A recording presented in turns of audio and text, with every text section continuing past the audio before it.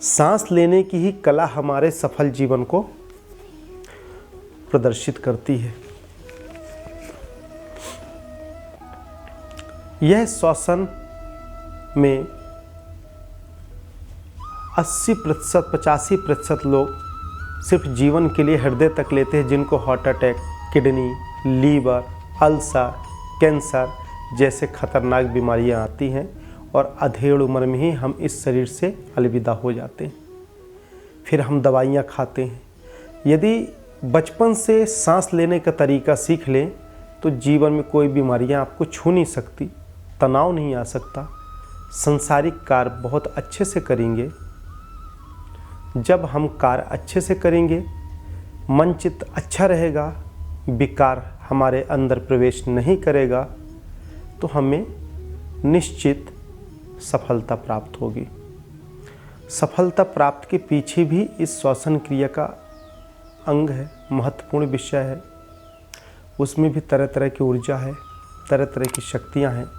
सरल भाषा, आसान तरीके से इसको ऐसे समझ लें, हम लोग सांस आहें भर कर लें, सुबह शाम अनुलोम विलोम, कपालभाति, रेचक, कुंभ योग भाषा में कहते हैं, वही एक कपालभाति का रूप है। यदि हम करते हैं तो आध्यात्मिक उन्नति, स्वास्थ्य का प्रतीक और सामाजिक कार्य में ताकत, ऊर्जा और स्वस्थ जीवन, लंबी आयु की प्राप्ति करते हैं। तो आज से हम संकल्प करें कि श्वसन क्रिया पर विशेष ध्यान देंगे, श्वास को हम पूरा लेंगे, पूरा छोड़ेंगे। आजकल के बच्चे तो 4 कदम चल लें तो सांस फूलने लगती, क्योंकि उन्होंने सांस को ही हार्ट पंपिंग के लिए हृदय तक लिया है। यदि जीवन के लिए वह जरूरी न हो तो वह भी लोग न लें। फिर धीरे धीरे हमारा शरीर, काया आलस में आ जाता है।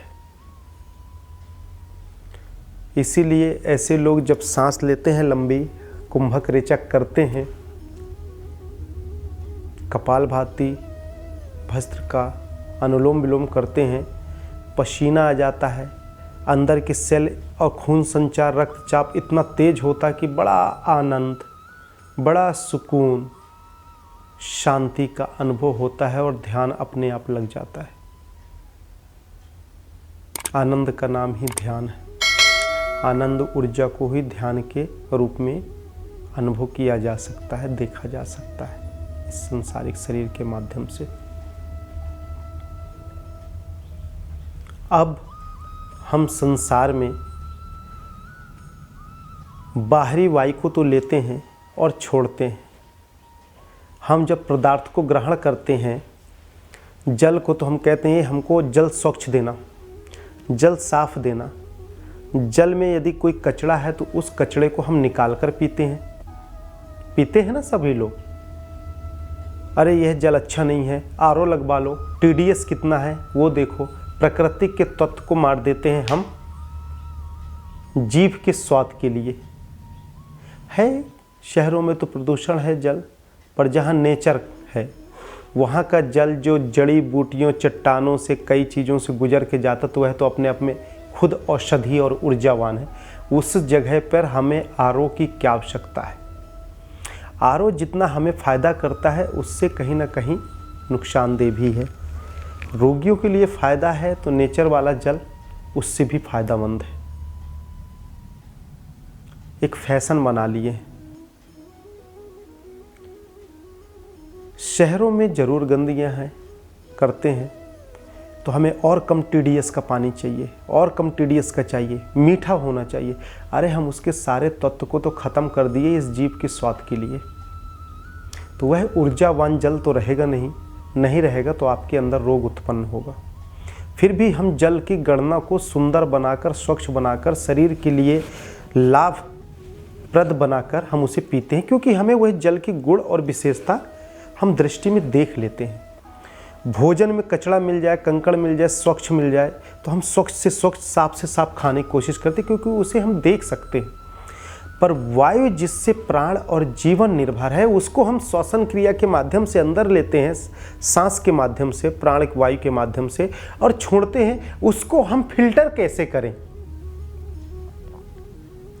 उस सांस को हम फिल्टर कैसे करें। आज तक तो अभी ऐसी मशीन नहीं बनी। ऑक्सीजन है तो अब ऑक्सीजन का टैंक लगा के चलें, तो यह तो भी बुद्धि नहीं है आपकी कि इससे सौर मंडल में शुद्ध वायु को छोड़ के हम लें। प्रदूषण में शहर में जाते हैं तो जैसे हम वहाँ सांस लेते हैं तो हमारा शरीर इतना भारी लगता है, वहाँ की सांस लेने में, वायु ग्रहण करने में ही इतना थकान, इतना मस्तिष्क रूप से हम थक जाते हैं शरीर रूप से कि पूछो मत। घर आते हैं तो बेहोश जैसे हालत, जैसे लगता है कि हम 50 किलो का वजन मस्तिष्क में लेके आ रहे हैं, 1000 पाउंड का वजन लेके आ रहे हैं, ऐसा हमें महसूस होता है। आखिर क्यों? क्योंकि वहाँ जो लक्ष्य के लक्ष्य एक पारदर्शिता, यह वायु प्रदूषण है और जीवन यापन करने के लिए यह प्राण की आवश्यकता है वायु की, तो वायु हमें दिखती नहीं है। आभास तो होती है, अनुभव तो होते हैं, और उस अनुभव में जब हम लेते हैं तो सांस लेते हैं तो लगता है कितना प्रदूषण है, तुरंत आभास हो जाता है।